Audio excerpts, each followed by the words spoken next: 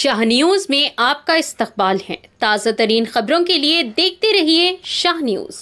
समग्र शिक्षा उद्योगुల జేఏసీ అధ్యక్షుని మరి రాష్ట్ర వ్యాప్తంగా మేము విద్యాశాఖలో పనిచేస్తున్న కాంట్రాక్ట్ ఉద్యోగులమంతా కూడా 19500 మందిని ఈ రోజు 15వ రోజు సమ్మెపాట పట్టడం జరిగింది।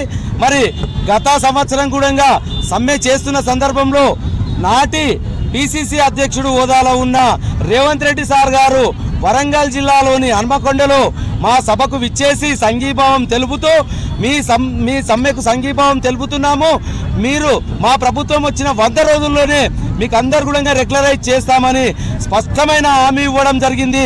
దాంతో పాటుగా టీ తాగినంత సేపట్లో జీవో ఇస్తామని చెప్పారు। కనుకనే సీఎం రేవంత్ రెడ్డి సార్ మన మహబూబ్ నగర్ జిల్లా ముద్దుబిడ్డ, మీరు మన ముఖ్యమంత్రి గారు ఇప్పటికే 100 రోజులు కాదు 365 రోజులు అయిపోయింది సార్। మేము సమ్మె బాటలో పట్టి కూడా 14 రోజులు అయిపోయింది।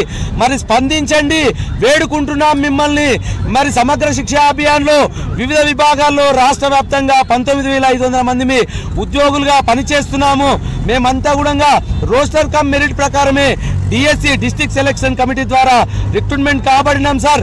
అన్ని అర్హతలు ఉన్నాయి, రాత పరీక్ష ఇంటర్వ్యూ ద్వారా మాత్రమే సెలెక్ట్ కాబడినాం। కనుక మా ప్రధానమైన డిమాండ్లు రెగ్యులరైజ్ చేయాలి, దాంతో పాటుగా విద్యాశాఖలో విలీనం చేయాలని ఈ సందర్భంగా తెలియజేస్తున్నాను।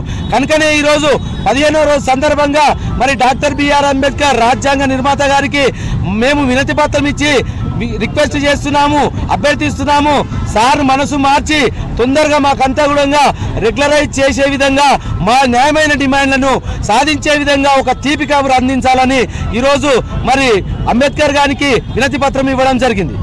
15 రోజుల నుంచి సమ్మెలో ఉన్నాము। సమగ్ర శిక్షలో వివిధ విభాగాల వారందరము రాష్ట్రంలో 19600 మంది ఉన్నాము। దయచేసి వెంటనే మా డిమాండ్లను నెరవేర్చండి। మేము శాంతియుతంగా ప్రభుత్వానికి సానుకూలంగా మాత్రమే సమ్మె చేస్తున్నాము।